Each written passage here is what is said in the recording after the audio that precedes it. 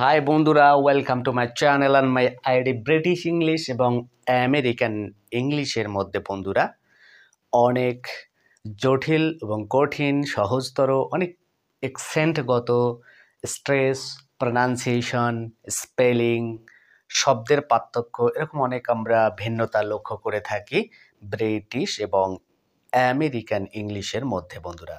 কিন্তু এই পার্থক্যগুলো কিন্তু ইংরেজি ভাষা অর্জনের ক্ষেত্রে বড় ধরনের বাধা নয়।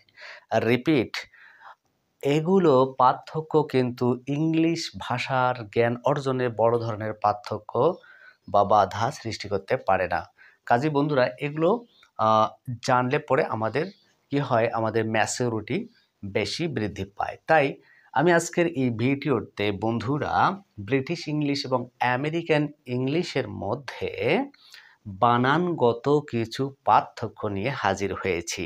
মূলত এই 4টি বানান আপনি যদি শিখে ফেলেন বা আজকের ভিডিওতে বুঝতে পারেন, ব্রিটিশ এবং আমেরিকান ইংলিশের মধ্যে একটা বিরাট কিছু শিখে ফেলতে পারবেন বন্ধুরা। কাজেই চলুন এই 4টি আমি কলামে 4টি বানান স্পষ্ট করে দেব আজকে বন্ধুরা। যেমন দেখুন, এই ব্রিটিশ কোনো শব্দের শেষে যদি বন্ধুরা এই ও ইউ আর থাকে, দেখুন 1 নম্বর নিয়ম নিয়ে কথা বলছি। 1 নম্বর নিয়মে প্রত্যেকটা শব্দের শেষে দেখুন ও ইউ আর আছে কিনা দেখুন। হিউমার মানে হাস্যরসাত্মক, কালার মানে রং, বিহেভিয়ার মানে কি আচার আচরণ। এই শব্দ তিনটির শেষে লক্ষ্য করুন বন্ধুরা ও ইউ আর রয়েছে। যদি ব্রিটিশ শব্দসমূহের শেষে এরকম ও ইউ আর থাকে, সেই শব্দগুলো আমেরিকান ইংলিশে গিয়ে শেষের ও ইউ আর এর মধ্যে যে ইউটা রয়েছে, এই ইউটা কিন্তু বাদ হয়ে যায়, আর থাকে না বন্ধুরা। দেখুন, লক্ষ্য করুন উদাহরণে হিউমর, এখানে কিন্তু আর বন্ধুরা ইউ নেই। আরেকটি বন্ধু, এখানে কিন্তু শেষের আর অনুচ্চারিত থাকে, মানে উচ্চারিত হয় না।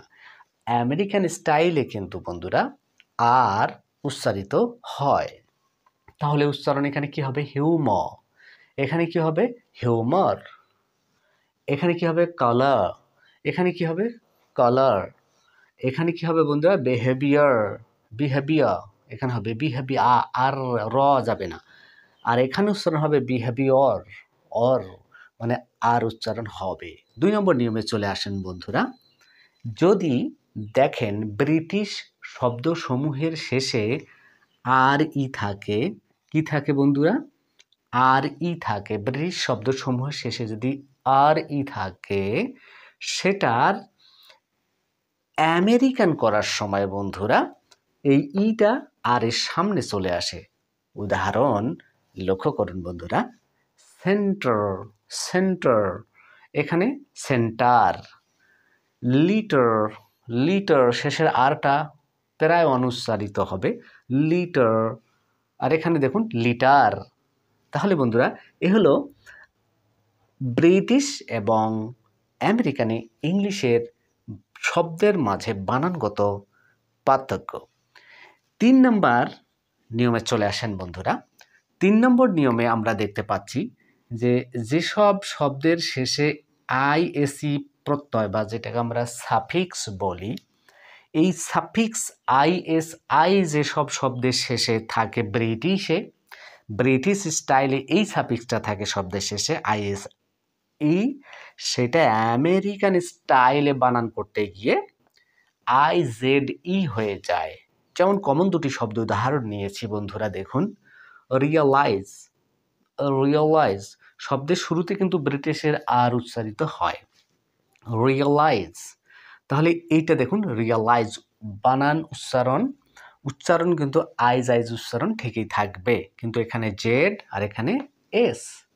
এরপরে দেখুন বন্ধুরা অর্গানাইজ, এখানে আরটা হাফ উচ্চারিত হবে না, হবে এরকম অর্গানাইজ।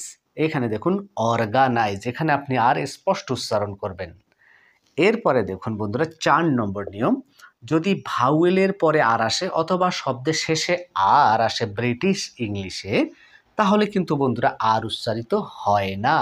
এটা খুবই পরিচিত একটা নিয়ম, যেমন সিস্টার।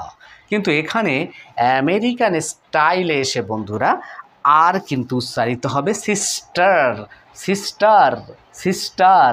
আর এখানে সিস্টা।